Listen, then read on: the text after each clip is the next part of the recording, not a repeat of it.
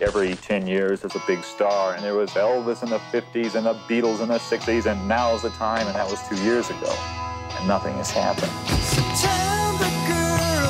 New group called Big Star, and their album #1 record. A lot of excitement about this album. Those two were a couple of shooting stars. Jody and I were caught up in the bow wave of Chris and Alex. They were just unbelievably great.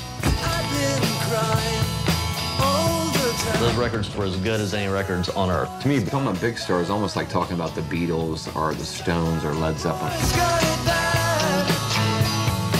We could have been jinxing our future by calling ourselves Big Star and our first album #1 record. Let's have a big hand for Big Star. This is the Rock Writers Convention. They had a bunch of rock critics dancing, which is beyond a miracle.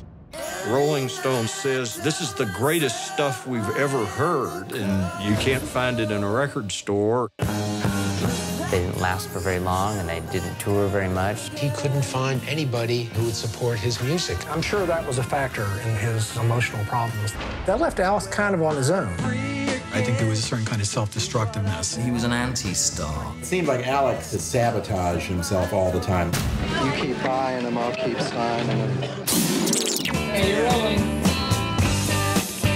There's a sadness to it because those are some of the best records in that decade, and they just didn't get heard. Thank you, friends. It was too individual. It was too Memphis. Nevertheless, it changed music. In the 90s, it was established that Big Star were great.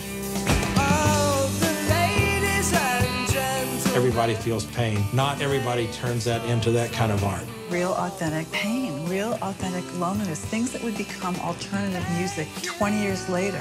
Sometimes lack of success forces you deeper within yourself. And that is the best thing about the Big Star story.